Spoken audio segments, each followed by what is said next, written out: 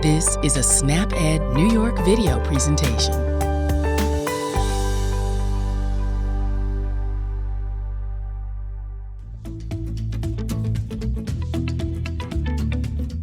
Good afternoon. Thank you for joining us for another episode of Ask the Experts Nutrition Edition. My name is Lisbeth Irish and I will be your host today. I'm a registered dietitian with the New York State Office for the Aging and the program manager for our agency's Older Adults SnapEd program. You will hear me refer to our agency as NYSOFA because NYSOFA is the abbreviation, and if you say that abbreviation like a word, it's NYSOFA. I have Janice Nowak with me today. Janice is a registered dietitian nutritionist. Janice supervises the NYSOFA SnapEd workshop, 10 Tips for Older Adults, and other types of NYSOFA SnapEd programming in the Erie region. Niagara and Wyoming counties are also part of that NYSOFA SnapEd region. Janice has a bachelor's degree in both biology and nutrition and a master's degree in nutrition. Janice has worked with the Erie County Senior Services for almost 24 years. In her free time, Janice enjoys being outdoors and spending time with her 2 college-age daughters. Welcome, Janice. Thank you for inviting me to join you today. Glad to have you. In today's episode, we're going to talk about how to include fruit in our meals and snacks. We're going to ask our expert Janice to share her thoughts and expertise on this subject, as including enough fruit in our diets can be a challenge, especially when you have a limited budget. Janice, tell us why we should include fruit in our meals and snacks. I feel like people don't always think about including fruit in their diet. It often gets overlooked. I think sometimes the focus is on vegetables, and we don't make a conscious effort to include fruit. But it is really important to make that conscious decision to both buy and include fruit in our daily eating plan. And there's so many reasons why. Fruit is an excellent source of many beneficial nutritional factors, such as vitamins, particularly A and C, which is both of which are very important for immunity, and particularly at this time of the year when we need to bolster up our immunity. Also, it's a great source of minerals and electrolytes, such as potassium, which can help to lower blood pressure. Fruit is naturally low in fat and relatively low in calories, which can help with weight management. We need quite a bit of water in our diet. We need to stay hydrated. That's really a foundational way to stay healthy. So fruit is one way to help with that as well. This is a question I think we're probably all asking ourselves after hearing how important fruit is. What are some ways to include more fruit in meals and snacks? So again, I think we need to be very conscious of this. Again, I tend to think people forget a little bit about fruit, and it's not just going to happen. We need to make a conscious decision to make sure that we're getting fruit in our diet every day. We do need about 1.5 to 2 cups of fruit every day, and you don't have to just eat a whole piece of fruit or sit down and eat a bowl of fruit. There's many creative ways to get fruit into your diet. You can add it to other foods. So some ideas would be, and you may have already thought of these yourself, or you may be already doing many of these, but just as a little reminder or just some tips, you can add fruit into your cereal or oatmeal in the morning. You can put fruit into baked goods, either by throwing some blueberries in some muffins, or you can even puree some fruit like applesauce or bananas and replace the fat in the recipe for your muffins and get some fruit in that way. You can throw it on top of your waffles or pancakes. Smoothies are an excellent way to get fruit in, easy to take with you as well. You can throw fruit onto a salad. Berries are a great thing to add to salads, blueberries, strawberries, raspberries. You can throw mandarin oranges onto a salad as well.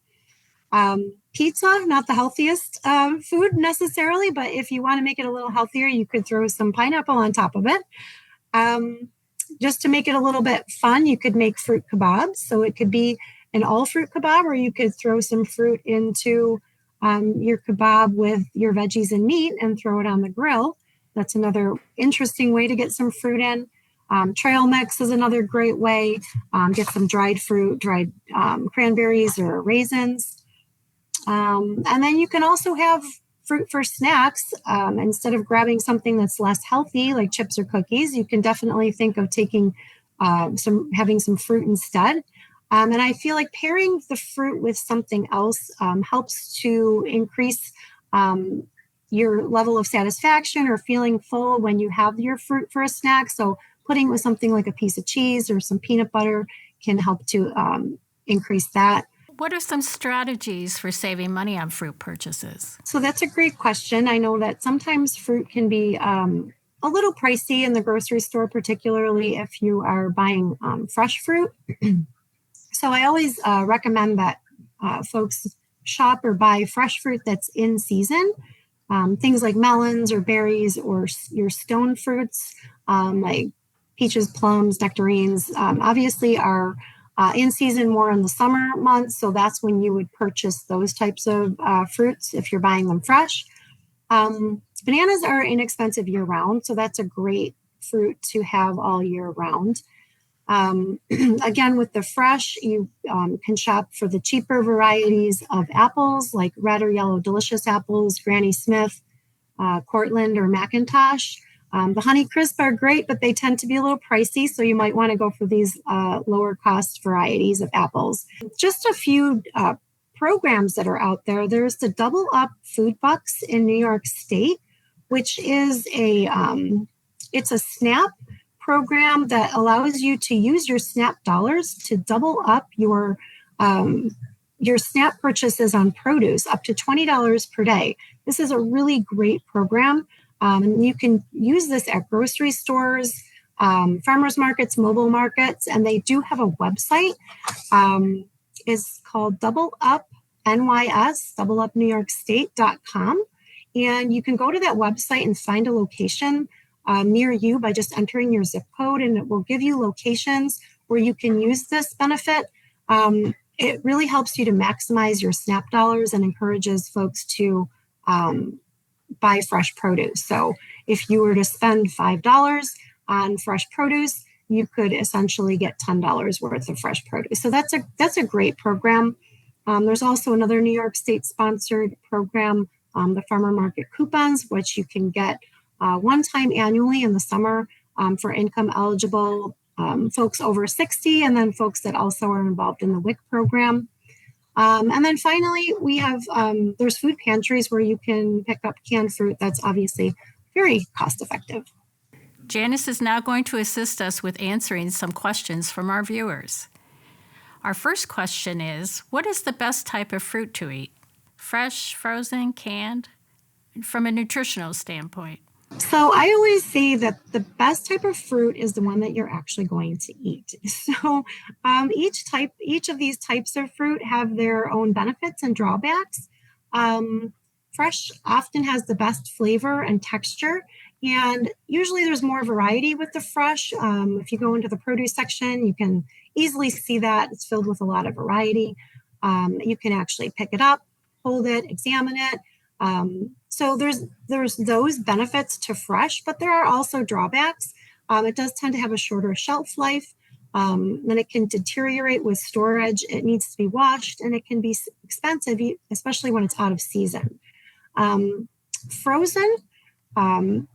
Frozen is great because it's captured at its peak freshness. So usually, many times they can actually process it within hours of harvesting it, and you have it's frozen right at its peak freshness. So you're getting that, the nutritional value of the fruit when it's harvested, and the freshness. And it is similar in flavor and color to fresh fruit.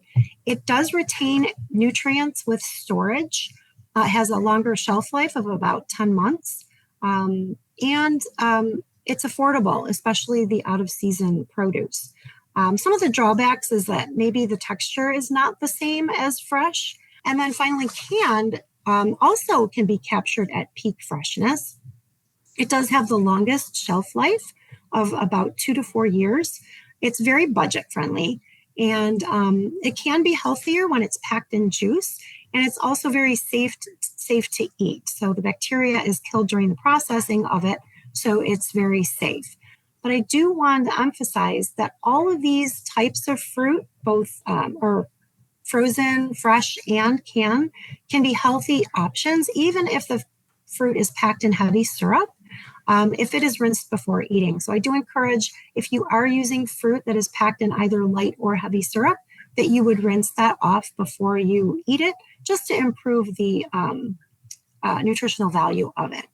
But a mix of all of these is great, considering all the different options that are out there, the variety of the fresh, the taste and the texture, the shelf life, the nutrient content, and what's most budget friendly. So the bottom line is just eat them. Whatever is going to work for you is really the best option.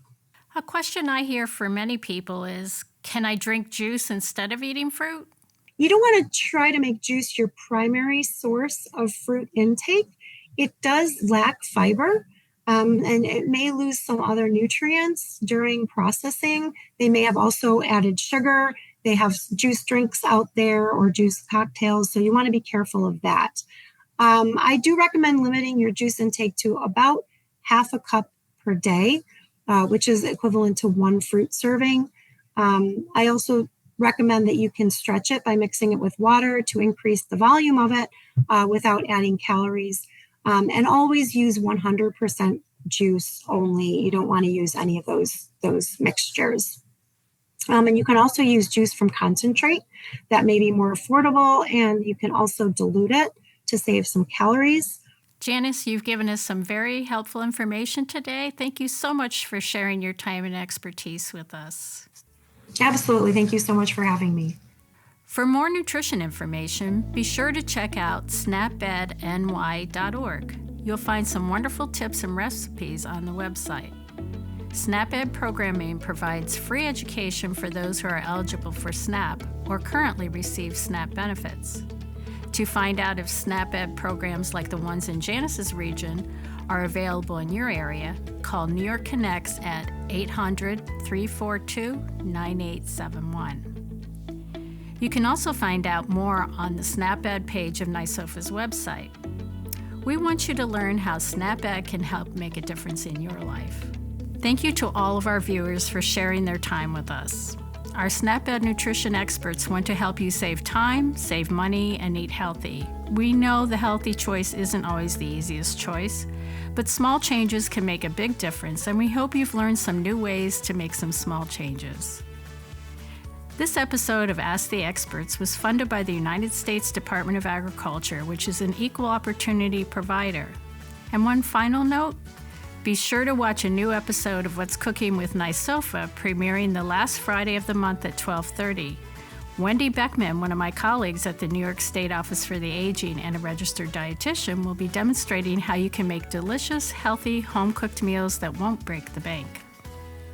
Join us next time for a new episode of Ask the Experts, Nutrition Edition. New episodes premiere the second Friday of each month at 1 p.m. on the NYSOFA Facebook and YouTube page. Thanks for watching.